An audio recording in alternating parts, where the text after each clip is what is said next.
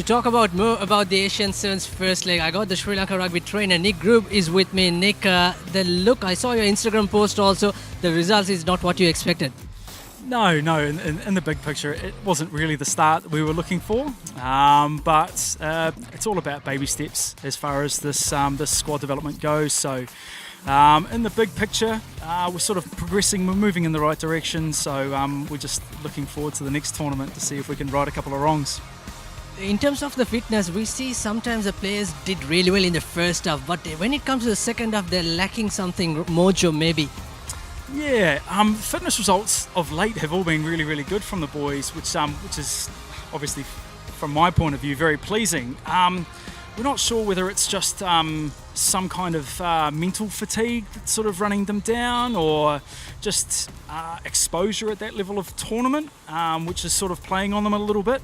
But we'll certainly address those in the next week, and then look forward to the next tour to see if we can better ourselves regarding that state.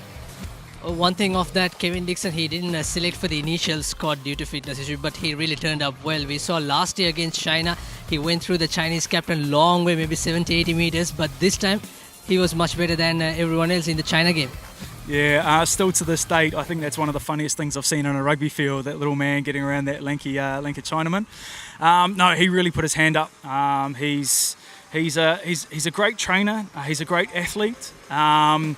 We were looking for form, especially through the Super Sevens and the McIntyres, which is primarily what we based our first squad selection on. Unfortunately, Chanaka was unavailable due to illness, and Kevin really he put his hand up and he put in a solid performance. So we're really happy with the way he progressed through the tournament. It's good to see Sudham also coming into action, but what is the cause of injury? Kevin ThePapare, maybe he's having a niggle so as starting the Ratwate. Yeah, there was a lot of niggles that were picked up through the Super Sevens and through the McIntyres. So we were running a fairly significant patch-up job for the first couple of weeks, especially the week that we were away in Aurelia. So those things have come right for some athletes, but as far as Kavindu goes, unfortunately he just aggravated it a little bit in that in the second day of the tournament. So we are putting him through his rehab protocol over the next couple of weeks. So we'll be looking more for Colombo, I believe. Hong Kong really did notch that tournament. Japan came very late into that final to win that game. But comparing Sri Lanka and China and also the other age group, your thoughts on that? Yeah, so China, South Korea, Hong Kong, they're always going to be a solid benchmarks, especially from last year and the performances they put in. So China is one team that we're really looking to put in a really solid performance in, obviously, as are all of the games. But they've shown up this year as a far more drilled and well-oiled machine. So it's going to be a real test for us to sort of keep developing as a squad.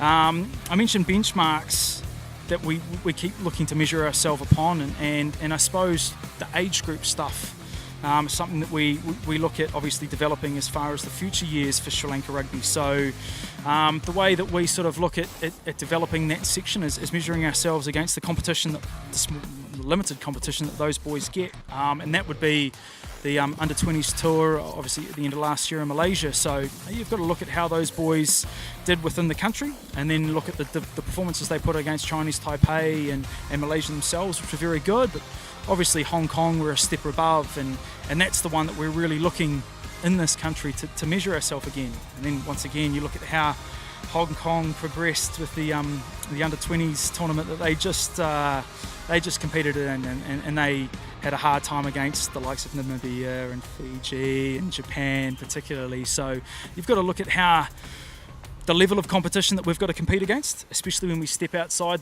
the borders of this country, and then also what we've got to work with within the borders of this country. So that's sort of just the benchmark process that we go through as far as measuring our performances against international exposure, I suppose.